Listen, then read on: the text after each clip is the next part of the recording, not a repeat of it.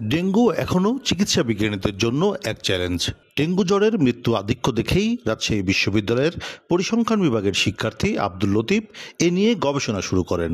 ১.৫ বছরের গবেষণায় ডেঙ্গুর ৯টি নতুন জিন আবিষ্কার ও ৩টি ওষুধ নির্ধারণ করেছেন তিনি। ২০২৩ সালের ডিসেম্বর মাস থেকে তিনি কাজটি শুরু করেন।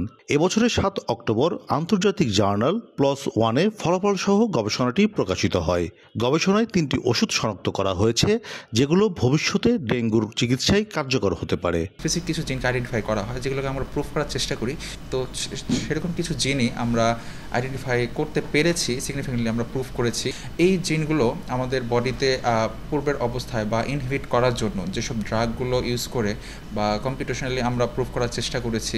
বায়ো ইনফরমেটিক্স ল্যাবের এই গবেষণা নিয়ে শিক্ষকরা বলছেন, অনুসন্ধানগুলো সম্মিলিতভাবে পরবর্তী ধাপে এগিয়ে নেওয়া গেলে বাংলাদেশ থেকেই ডেঙ্গুর প্রতিষেধক আবিষ্কার করা সম্ভব।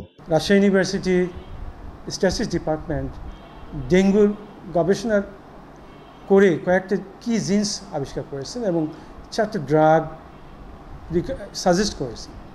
যে 4টা ওষুধ রিকমেন্ড করা হয়েছে, এখন ওষুধ গবেষক হিসেবে আমাদের প্রয়োজন হবে এটা ইনভিট্রো টেস্ট করা। গবেষণায় পাওয়া সফলতার ধারাবাহিকতায় অধিকতর গবেষণার জন্য প্রয়োজনীয় সুযোগ সুবিধার ব্যবস্থা করার উপর গুরুত্ব আরোপ করেন প্রাণীবিদরা। পাশাপাশি ডাটাবেস তৈরির উদ্যোগ নিতে সরকারকে পরামর্শ বিশেষজ্ঞের। ল্যাবরেটরি ওরিয়েন্টেড যে কাজগুলো করি সেগুলো সেটাই যে ওইটা ভ্যালিডেশন, বিভিন্ন রকম অ্যানিম্যাল মডেলে আমরা এই সমস্ত ওষুধগুলো প্রয়োগ করে তার ফাইনালাইজ করে একসময় আমরা মানুষের মধ্যে এটা অ্যাপ্লাই করা সম্ভব কিনা সেটা নির্দিষ্ট করতে বের করে ফেলতে পারি।